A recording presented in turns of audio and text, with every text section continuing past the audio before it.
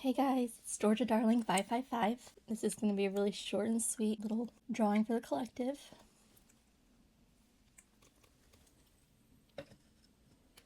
So just take what resonates, take what feels right.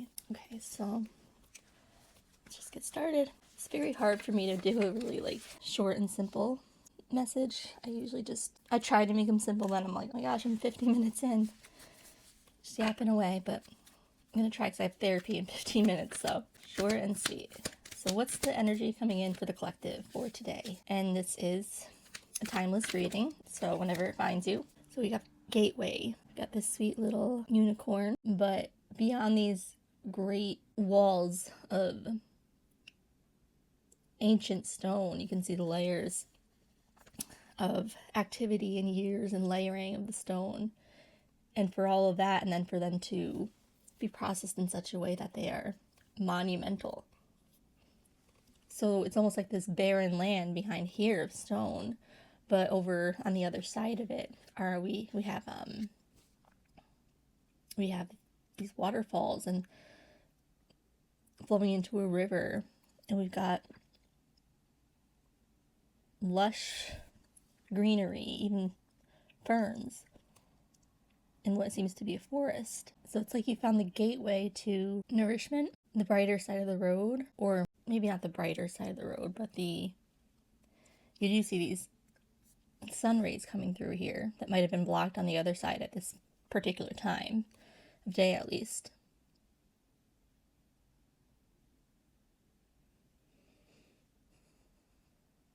And it's like this unicorn is navigating its own way.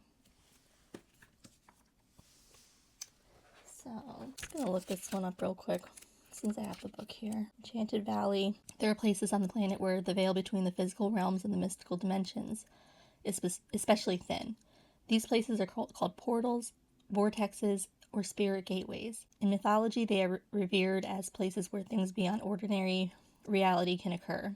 Mystics, visionaries, and shamans can traverse this realm and the next through these places. So, you guys, I think, are very connected, very intuitive. Maybe have an ancient line of shamans, mystics, healers, and this can even be family that you aren't even blood related to. This can be like soul family, kind of showing you the way. Okay, so what's the message here? What about this gateway? Nice. So we got Shadow, 43. We have Power. I love this one, 46. And then Focus, 24. These ones have been coming up a lot for me in this deck when doing these collective readings. And this one most recently. Like, it kind of like caught my eye. Really was so bold and beautiful to me because I hadn't seen it in a while. And actually, my outfit today, all different shades of maroonish kind of purple. But anyways, so it's like this coming out of the shadow of the other side of where this valley is. You know, the harsh stone and the way the shadows cast over the land, opposite of where this light is coming through, because the rock mountain is a barrier. We're coming out of this dark forest even. You're faced with these monsters that you could say, have defined your life for quite some time. If not, they might still be defining your life in varying degrees. Or it's reflective. You might be reflecting on these shadows lately. Or maybe you got out of the shadows and now you're faced with new shadows, new things that are plaguing your thoughts right now, taking away a part of the essence that makes you who you are, and you're feeling, or you almost have a fear of that being pulled away from you. And that's actually just like living in the future. You're not, you may not be living fully in the present like you were recently. I have a feeling you were very recently. And again, this isn't to a full degree. I feel like this is just like the beginning stages of that. And this is like your message to keep your arrow focused. Because isn't this interesting that the arrow is facing this shadow to clear the way for you, the mystic, the shaman, the healer, the way shower, the one who sits in the light in the valley.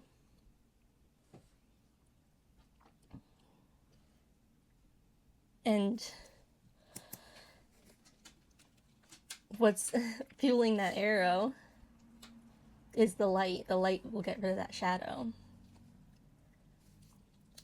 The power that you hold. So we have, with these two, they add up to 10. No, wrong. 7. We have a 7, 6, 7, 10. Why did I think that? So let's see. I don't think I want these cards. So as I was grabbing my cards out, I found this card, which isn't even one that's in my current repertoire, like my current...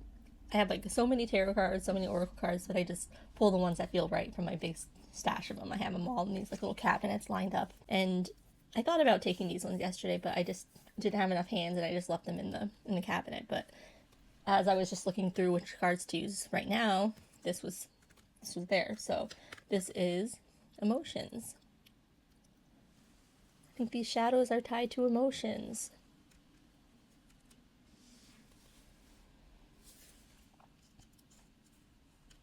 Oh, and I love how, see these crystals up here? How beautiful.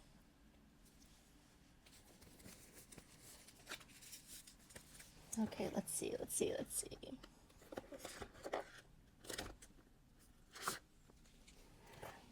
Let's pull a grandmother card, I think.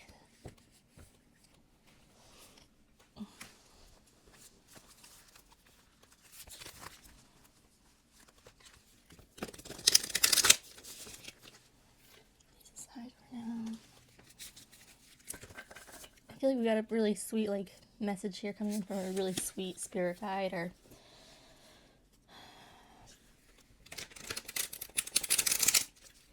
I always think even the past our loved one, ancestors.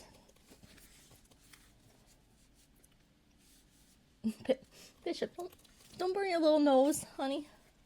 I love my little bishop. Okay, what is the guidance here from spirit for the collective, for the greatest good of all?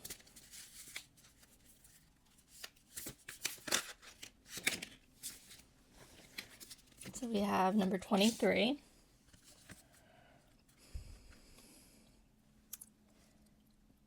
Permission.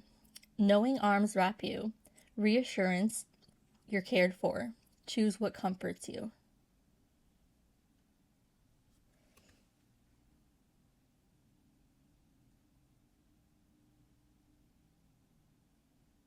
And those arms, I feel, are spirit.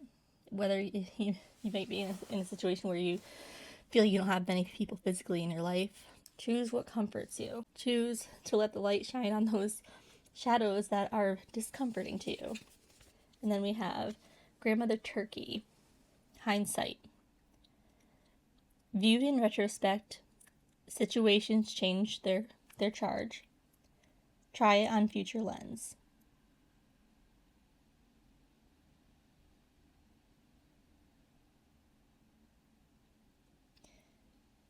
Situations change their charge in retrospect. Try on future lens. And I just said, you're living in the future. Possibly.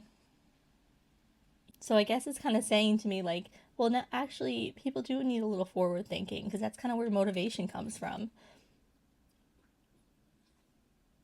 Using your retrospect to see things like, maybe that wasn't as bright as I thought it was. Maybe those rose-tinted glasses that I've been wearing isn't really showing the truth of the situation. Forward thinking. Choose what comforts you and plan your future in such a way that those comforts are set up for you. Planted firm. Yeah, be firm on what you want your life to be. What comforts you want in your life. To a place where I belong. Yes. Moving towards that place where you belong. Oh, that's too much. Let's start this one. Closing thought, spirit. All that glitters. Kind of talking about that illusion of things in retrospect. Situations change their charge. So all that glitters isn't really gold. All that has glittered to you in the past. Perhaps this is an illusion over here.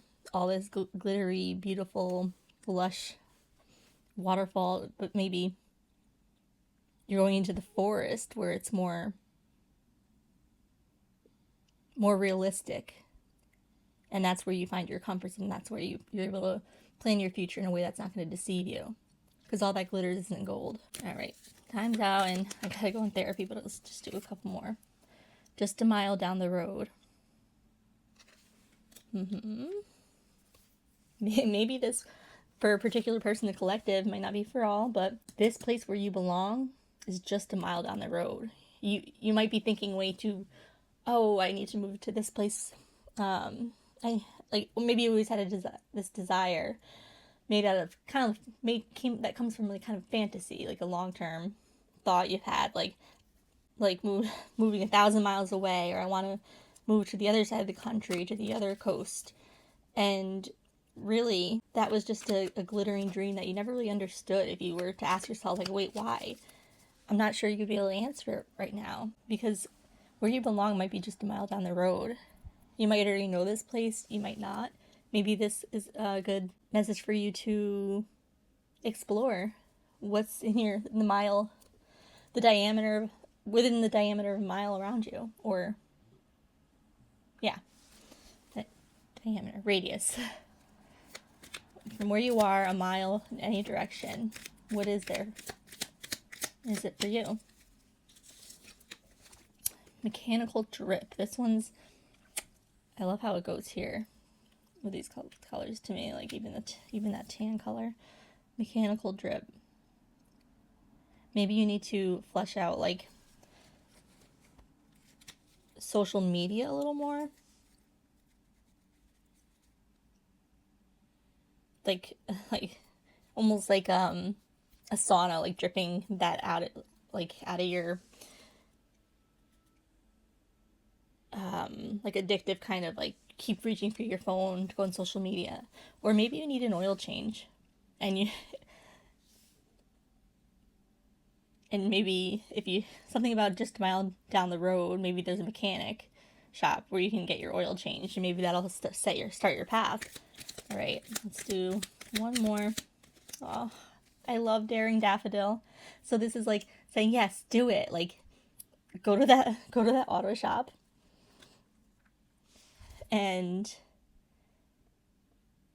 because it could be something out of somebody's, like, for me, getting my oil change is like one of the hardest things to me. It's like, which is silly because there's so many people going through much more difficult things. Like, that's silly. But it's a mental block that I have. So if you're Daring Daffodil, go to that auto shop down the road. You're searching for the place where you belong anyway, and it certainly isn't where you are right now, so just go. Closer than you think. So this place is closer than you think. I feel like you know it, or you'll be able to recall it. And then decorative key.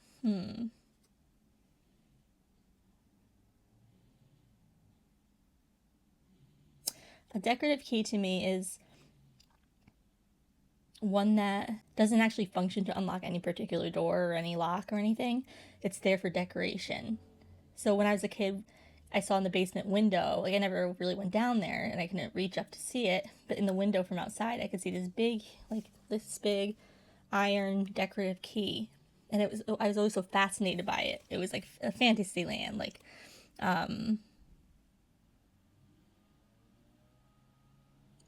rainbows and unicorns, and I was just so like princess in a castle or secret garden. It's almost like you hold that decorative key, the decorativeness of who you are, your personality, your vivaciousness that people love and are gonna love.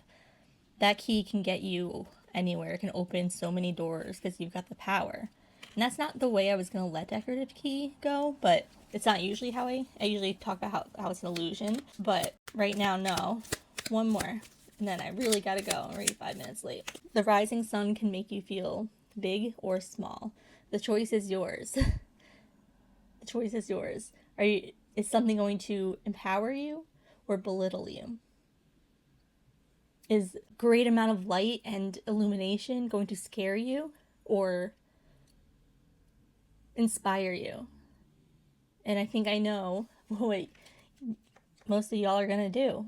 You're gonna be a daring daffodil. Because all that you wanted, this place where you belong, is so much closer than you think.